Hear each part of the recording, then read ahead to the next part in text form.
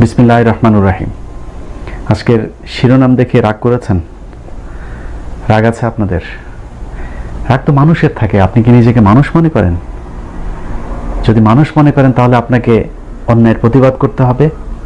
ন্যায় অন্যায় যাই হোক সেটাকে মেনে নেয় যদি নিয়ম মনে করেন, তাহলে আপনি আর পশু, এই দুটার মধ্যে পার্থক্য কোথায়?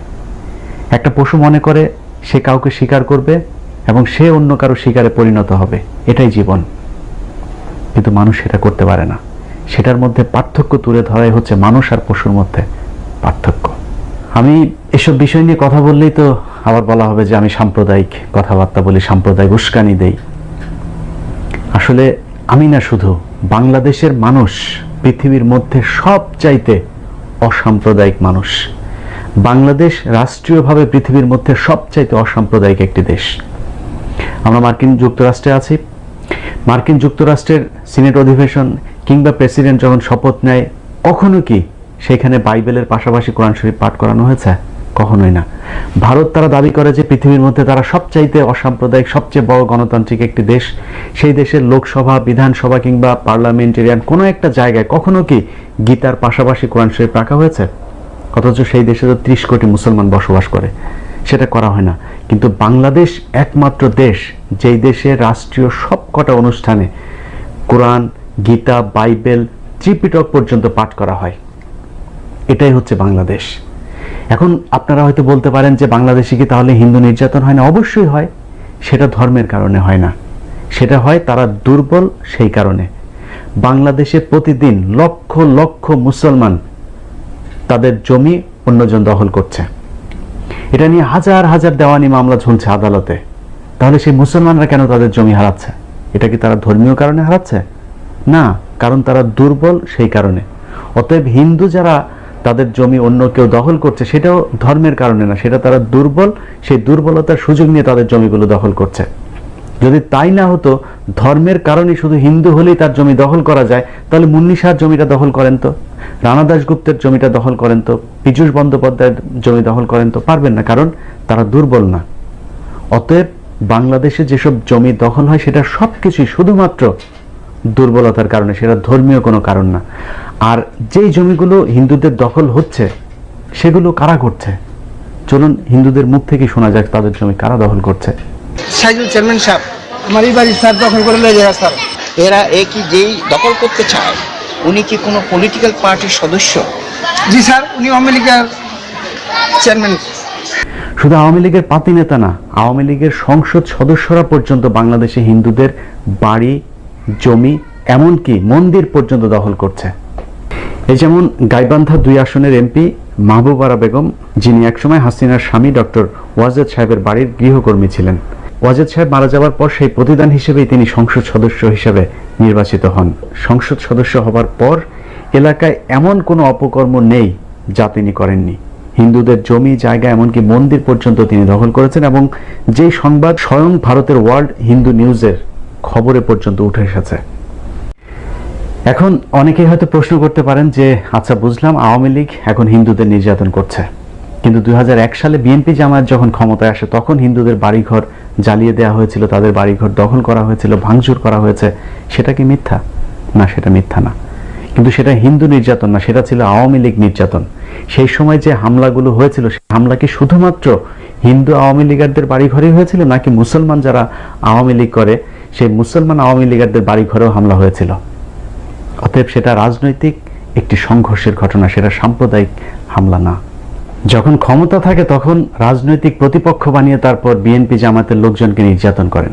আবার ক্ষমতার পালা বদলে যখন আপনাদের উপরে নির্যাতন করা হয় তখন সেটা হয়ে যায় সংখ্যালঘু নির্যাতন। সেটা মনে থাকে না? যখন ক্ষমতায় থাকেন তখন মাত্র 6% হিন্দু বসবাস করেন এই দেশে। এবার এই আওয়ামী লীগ সরকারের আমলে যা করেছেন এটা ইতিহাসের সীমা লঙ্ঘন করেছেন। বাংলাদেশের খাচ্ছেন, বাংলাদেশে থাকছেন, অথচ সেই বাংলাদেশের সংবিধান, বাংলাদেশ স্বাধীনতার বিরুদ্ধে কথা বলে অখণ্ড ভারত প্রতিষ্ঠা করতে চাচ্ছেন। সে হচ্ছে কোন একটা অজুহাত তৈরি করেই হিন্দুদের বাড়ি ঘরে হামলা, লুটপাট, দাঙ্গা হাঙ্গামা এগুলো চলছে আর কি। First Tuesday, I have lost my home. They burned my home. They taken my land. Who took the home and the land? The fundamental, the Muslim fundamentalist group. তিনি প্রিয়া সাহা যুক্তরাষ্ট্রে এসে যে বক্তব্য দিয়েছেন, তারপরে প্রিয়া সাহার বিরুদ্ধে রাষ্ট্রদ্রোহ মামলা হয়নি, বরং পররাষ্ট্রমন্ত্রী বলেছেন তিনার নিরাপত্তার জন্য যা যা করা দরকার সবকিছু বাংলাদেশ সরকার করবে। শুধুমাত্র দু একজন হিন্দু না, বাংলাদেশের আমার ধারণা প্রতিটি হিন্দু অখণ্ড ভারতের যে স্বপ্ন সেটিকে লালন করেন। একজন হিন্দু আপনার চোখে পড়েছে যে কিনা প্রদীপের বিরুদ্ধে কথা বলছে? আপনি একজন হিন্দুকে দেখেছেন কখনো সীমান্ত হত্যা নিয়ে কোনো ধরনের প্রতিবাদ করতে? একজন হিন্দু কখনো ভারতে মুসলমানদেরকে গরুর মাংস খাওয়ার জন্য খুন করা হচ্ছে, কাশ্মীরে মুসলমানদের উপর নির্যাতন করা হচ্ছে, কোনো হিন্দু কি প্রতিবাদ করেছে? আজও পর্যন্ত না। কিন্তু যখনই ভারতের সাথে বাংলাদেশের সম্পর্কের অবনতি হয়েছে তখন কিন্তু তারা জেলায় জেলায় মানববন্ধন করেছে। ভারতের সম্পর্ককে একজন মন্ত্রী বলেছেন যে রক্তের সম্পর্ক, জাফরুল্লাহ স্যার সেটাকে বলেছেন যে দূষিত রক্ত, যেই কারণে জাফরুল্লাহ স্যারের বিরুদ্ধে এখন হিন্দুরা একেবারে সাথে সাথে আন্দোলন শুরু করে দিয়েছেন। বাংলাদেশের যখন চীনের দিকে ঝুঁকে পড়ার একটা শঙ্কা তৈরি হয়েছে, তখন বাংলাদেশের যেসব হিন্দু নেতারা আছে তারা চাইছেন যে যে কোনোভাবে খুব দ্রুত সাম্প্রদায়িক একটি দাঙ্গা বাঁধিয়ে তারপর ভারত যেন বাংলাদেশে দখল করে নেয়, এই জন্য তারা পায়তারা করছে। গত কয়েকদিনের ঘটনা প্রবাহ যদি আপনি দেখেন, ইঞ্জিনিয়ার এস.কে. সাহা তিনি তার ফেসবুকে একটি গুরুত্বপূর্ণ ঘোষণা দিয়েছেন। ঘোষণাটি তিনি আবার হিন্দুদের সবার মাঝে ছড়িয়ে দেওয়ার আহ্বান জানিয়েছেন। সেখানে তিনি বলছেন আগামী 5 তারিখে ভারতের রাম মন্দিরের ভূমি পূজা অনুষ্ঠিত হবে। কিন্তু ইন্টারনাল সোর্স থেকে জানতে পারলাম বাংলাদেশের ইসলামিক কিছু দল সরকারের মদদে হিন্দুদের উপর আক্রমণ চালানোর পরিকল্পনা করতেছে। তাই সকলে 4 তারিখ সকাল থেকে কেউ কোনো অফিস যাবেন না, স্থানীয় মন্দির ও নিজ বাড়িতে খড়গ নিয়ে দলে দলে প্রস্তুত থাকুন এবং সকলকে এই নিউজ জানিয়ে দেই। এরপর তিনি আরো কিছু বর্ণনা দিয়েছেন। মূল কথা হচ্ছে হিন্দু ধর্মাবলম্বী যারা আছে তাদেরকে খেপিয়ে তোলা, কিন্তু তাদের সেই ফাঁদে বাংলাদেশের মুসলমানেরা পা দেয়নি। কিন্তু এত গুরুত্বপূর্ণ স্পর্শকাতর একটি বিষয় তারা সোশ্যাল মিডিয়াতে ছড়িয়ে দিলেন, সেটা কি বাংলাদেশের গোয়েন্দা সংস্থা চোখে পড়েনি? তারপরও তাদের বিরুদ্ধে ব্যবস্থা নেওয়া হয়নি, কারণ আমাদের গোয়েন্দা সংস্থাও এখন ভারতের গোয়েন্দা সংস্থার অধীনে চাকরি করছে। সাধারণ হিন্দু ভাইরা একটু সাবধান হন। বর্তমানে সুবিধাজনক সময়ে যারা লুটপাট করে তারপর ভারতের সম্পদের পাহাড় গড়তে না পেরেছেন, তাদের জন্য কিন্তু একটি ভয়ঙ্কর সময় অপেক্ষা করছে। আজকে যেসব হিন্দু নেতাদের উস্কানিতে তারপর আপনারা মুসলমানদের সাথে সাম্প্রদায়িক দাঙ্গা শুরু করেছেন, তারা কিন্তু সময় খারাপ দেখলে তারপর দিল্লিতে চম্পট দেবেন। আপনাদের কি হবে? এ পর্যন্ত যতজন প্রভাবশালী হিন্দু আলোচনায় এসেছে সবারই ভারতে বাড়ি, গাড়ি, অর্থ, সম্পদ রয়েছে। বাংলাদেশে এখন প্রশাসন থেকে মন্ত্রণালয় কিংবা বাংলাদেশ ব্যাংক প্রতিটি জায়গায় হিন্দুদের সন্দেহজনক আকস্মিক পদোন্নতি একেবারে চোখে পড়ার মতো। আওয়ামী লীগ নিজেদের স্বার্থে তাদেরকে বসালেও তারা কিন্তু শুধুমাত্র আওয়ামী লীগের স্বার্থটাই দেখছে না, তারা নিজেদের স্বার্থ আরো বেশি করে দেখছে।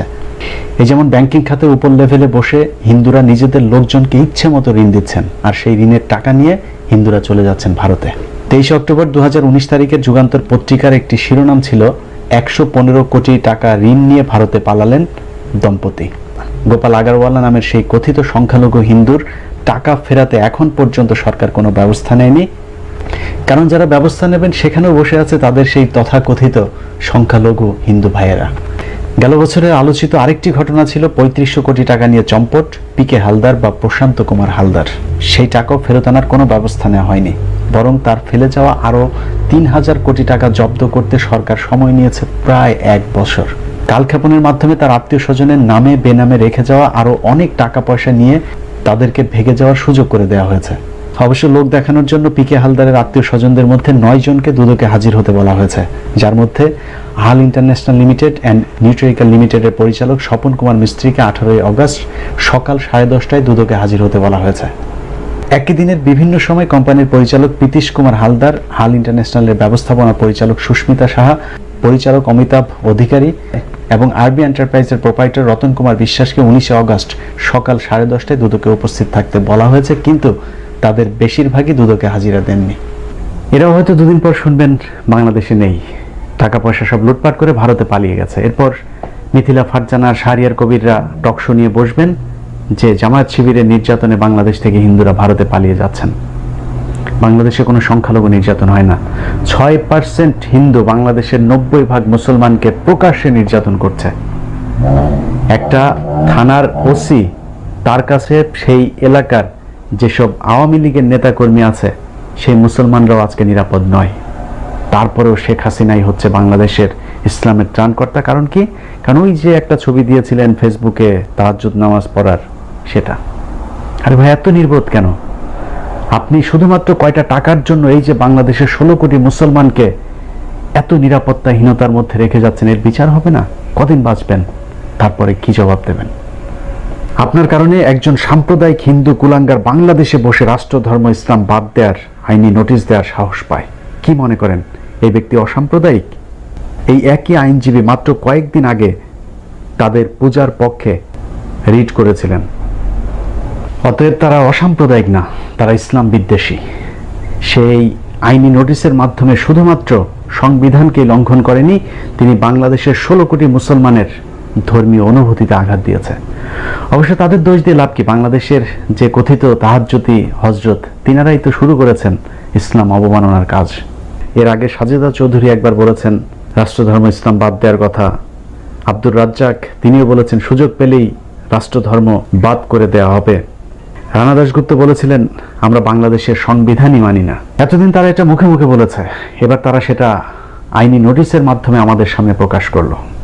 আমরা অবশ্য বেজায় খুশি, কারণ সেই আইনি নোটিশ প্রত্যাহার করা হয়েছে। এত খুশি হওয়ার কিছু নাই, কারণ এই আইনি নোটিশ দেয়া, এটা প্রত্যাহার করা এবং 71 টেলিভিশনের তাৎক্ষণিক যে টকশো, এসবই একটি সুপরিকল্পিত বিষয়। তারা অত্যন্ত সংঘবদ্ধ। তারা জানতেন যে আইনি নোটিশটা তাদের প্রত্যাহার করতে হবে, কিন্তু তারা একটা বার্তা দিয়ে গেল আমাদের সামনে। একের পর এক ধারাবাহিকভাবে হযরত মুহাম্মদ সাল্লাল্লাহু আলাইহি সাল্লাম কিংবা আমাদের ইসলাম ধর্ম নিয়ে কটূক্তির মাধ্যমে আমাদের যে ধর্মীয় অনুভূতি আছে সেগুলোকে তারা ভেঙে দেওয়ার চেষ্টা করছে। এভাবে একটা সময় তারা আমাদের সামনে এগুলো বলতে বলতে তারপর আইনিভাবে রাষ্ট্রধর্ম ইসলামকে বাতিল করে দেওয়ার যে মিশন, সেটাতেও তারা সফল হবে। বাংলাদেশে হযরত মুহাম্মদ সাল্লাল্লাহু আলাইহি সাল্লামের চাইতে স্পর্শকাতর গুরুত্বপূর্ণ ব্যক্তি হিসেবে শেখ মুজিবুর রহমানকে প্রতিষ্ঠিত করা হয়েছে। আপনি হযরত মুহাম্মদ সাল্লাল্লাহু আলাইহি সাল্লামকে নিয়ে সমালোচনা করতে পারবেন, কিন্তু শেখ মুজিবকে নিয়ে কোনো কথা বলতে পারবেন না। শেখ মুজিবুর রহমান জীবিত থাকা অবস্থায় তার বিরুদ্ধে সমালোচনা হয় নাই, তার বিরুদ্ধে বিরোধী দল ছিল না। জাসদের হাজার হাজার নেতাকর্মী মৃত্যু খুনের ঘটনায় শেখ মুজিবুর রহমানকে অভিযুক্ত করে নাই, সেই বক্তব্য এখনো পর্যন্ত হাসানুল হক ইনু, আসম আব্দুর রব, তাদের বক্তব্যগুলো ইউটিউবে আছে। আরে ভাই, শেখ মুজিবুর রহমান একজন মানুষ, দোষ গুণ মিলিয়ে একজন মানুষ ছিলেন, তিনি ফেরেশতা না। অতএব তাকে নিয়ে সমালোচনা করা যাবে না এরকম না। সেই 45 বছর আগে তিনি মারা গেছেন, অথচ এখনো পর্যন্ত তার মৃত্যুবার্ষিকীতে আপনি হাজার হাজার গরু জবাই করছেন। আপনার বাবা মারা গেছে 5 বছর আগে, সেটার খোঁজ রাখেন। এসব জায়গাগুলো থেকে বের হয়ে আসতে হবে।